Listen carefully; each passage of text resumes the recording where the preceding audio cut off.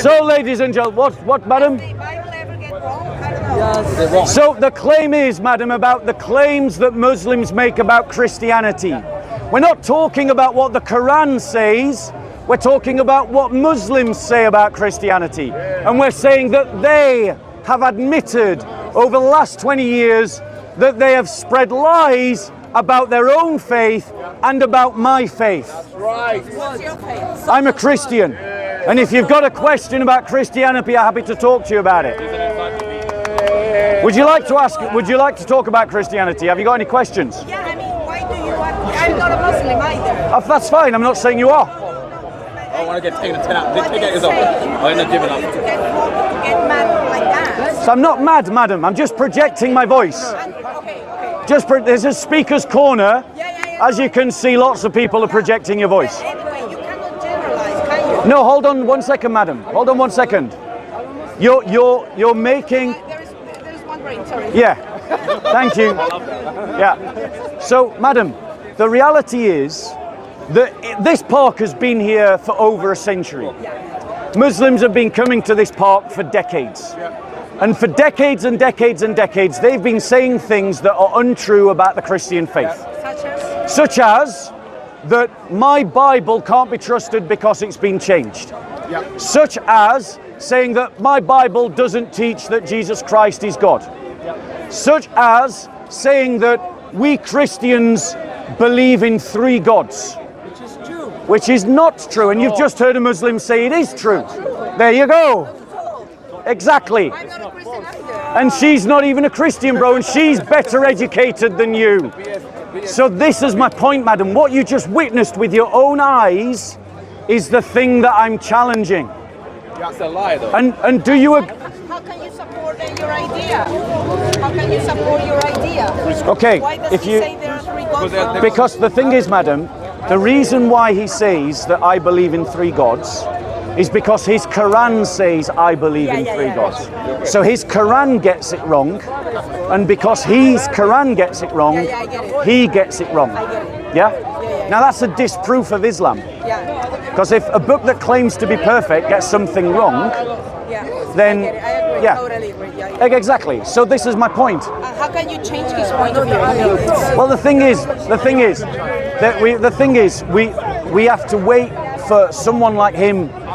He wants to find the truth. When his heart is ready to be objective and to look into facts, then he will see that there's no evidence that Christians believe in 3 gods. Yeah, absolutely. And when he recognizes that there's no evidence that Christians believe in 3 gods, he will then be forced to recognize that his Quran was wrong when it says that we do believe in 3 gods. Maybe his pride won't let. Well, but I can't help his pride. Yeah. It's only to sincere people that I can speak. There's people like you, babe, good faith, and then there's people that just hang around and just make like side comments in bad faith.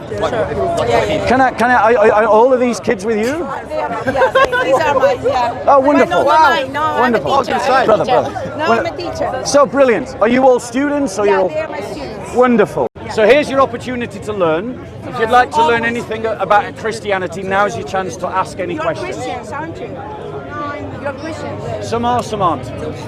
But it's also an opportunity for you to learn as well, because now you're in Britain. Absolutely. So if you've got any questions, you could be... Not so far. I mean, Let me ask you a question. Let me ask you a question then. What do you think about Jesus? Who is Jesus to you? well, I'm a Jew. Okay. I'm a Jew. So it's still Jesus was a commoner, let's say. a commoner. Yeah. So Jesus was a commoner. Would you agree with me that Jesus is the most famous Jewish man that's ever lived? Absolutely. No doubt about that. Would it be fair to say that such a man is not a commoner? Of course not. You're right. Bit of a celebrity. You have already convinced me about that. Yeah. But let me ask you this question. You know the Torah, it teaches that in the age of the Messiah, that the Gentiles will go to Jerusalem to offer up sacrifices to the God of Israel. You're aware of that, right? I am. Right. Are you aware that because of Jesus Christ, Gentiles go to Jerusalem now to offer up sacrifices of praise and thanks to Yahweh, to Hashem? Are you aware of that? Yeah.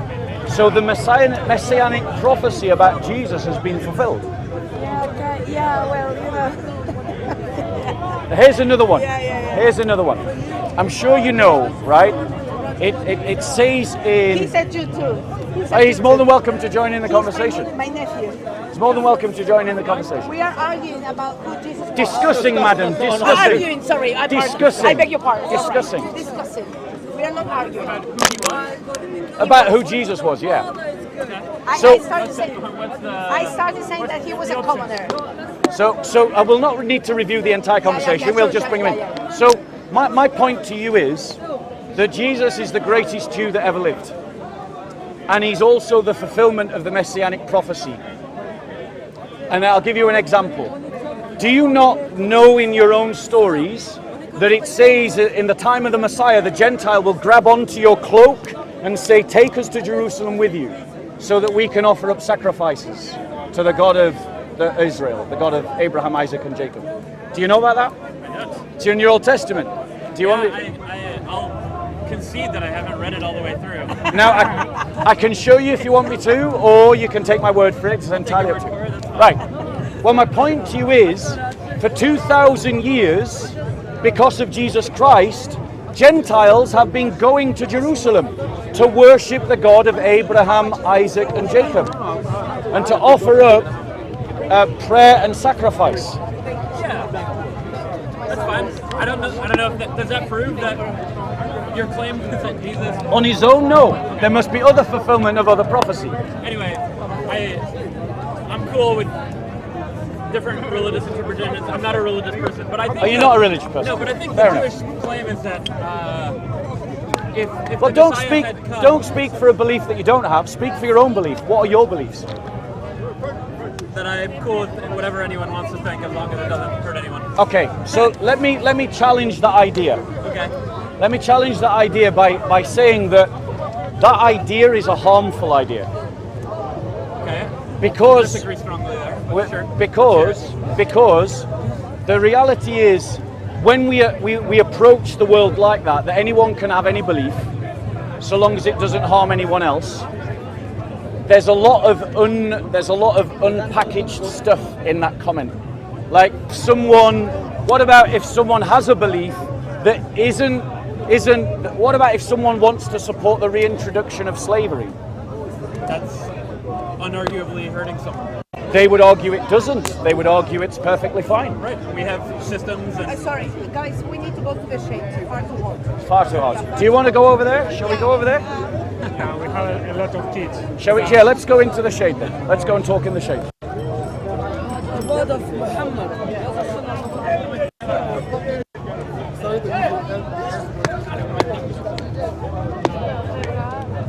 So you guys like on a school trip?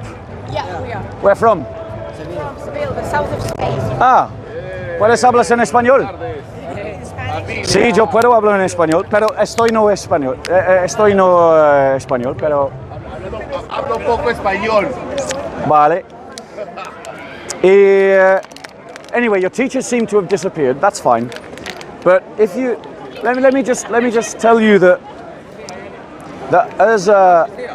They are all students of English in Spain. Okay. We have an academy and they are students. Yeah. So you can imagine the level. The level of English is a bit low. So let me direct my conversation to you guys, and then they can hear real-time English. So you stated that any belief system is okay, so long as it doesn't hurt anyone. What about believing that abortion is okay? I think there's like systems of law that determine that in different places. But there's a Yeah, it all depends on this. Actually, it all depends on what happened to that woman. but it's legally okay to abort a child.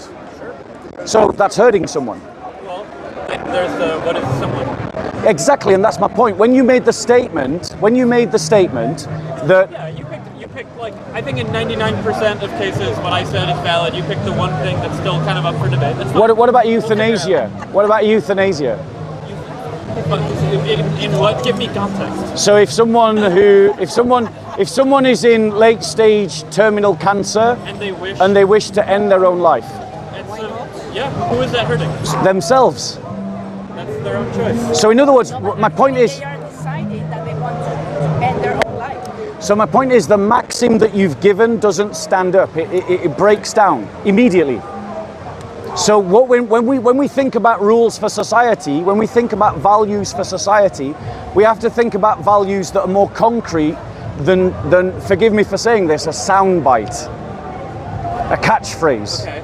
And so you're proposing... So I'm proposing, in contrast to what you said, the sanctity of life. That sounds like a soundbite. Right, so let's test the argument.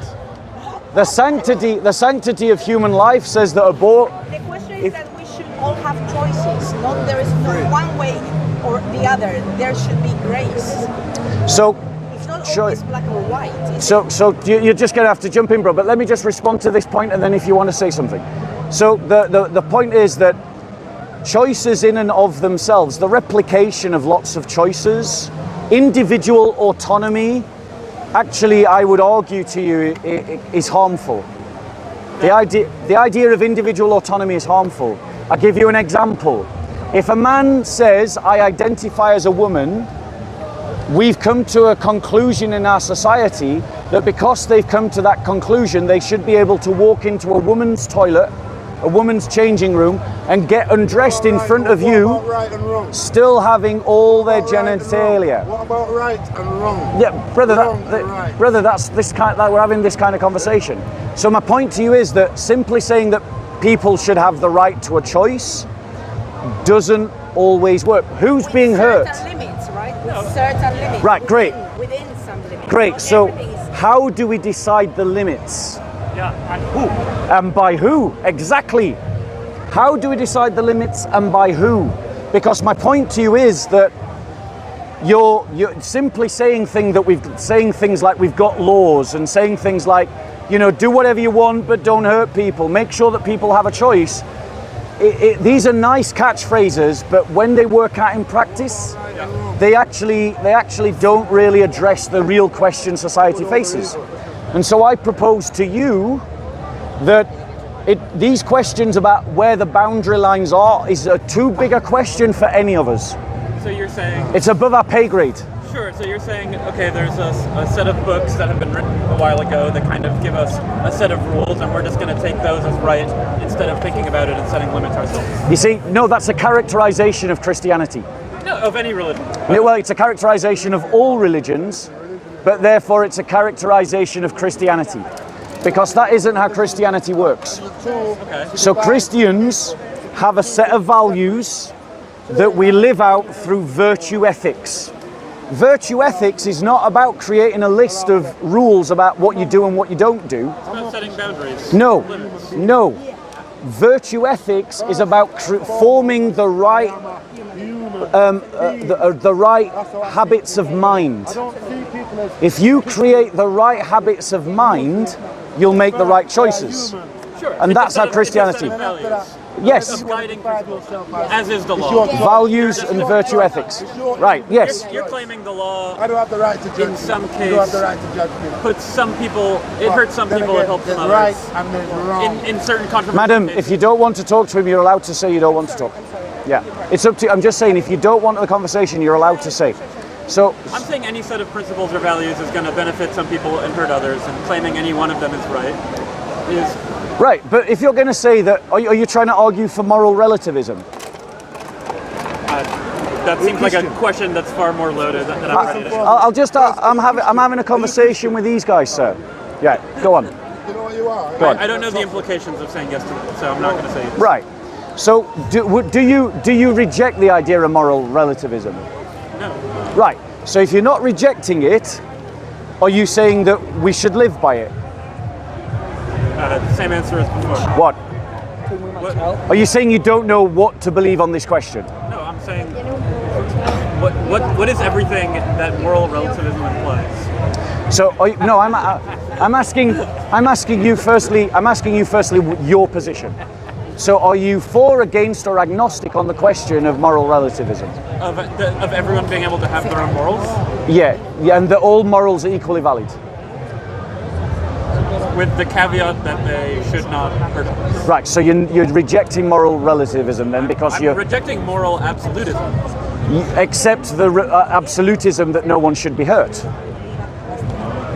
get grants for doing that as well. Yeah, As a right but the thing is, if no one is to be hurt, does that mean dentists shouldn't perform dentistry? Does it hurt when you go to a dentist? Do you want to argue about long versus short-term benefit? Exactly. But my point is, this argument that you make. ¿Tú necesitas más? I don't know. There's like 20 students here. This is a fun We debate. have to move on, sorry. No worries. We'll talk another time. Have a good one. We'll talk another time. Thank you so much. God bless. Take care. Bye bye. Hasta luego. Hasta luego.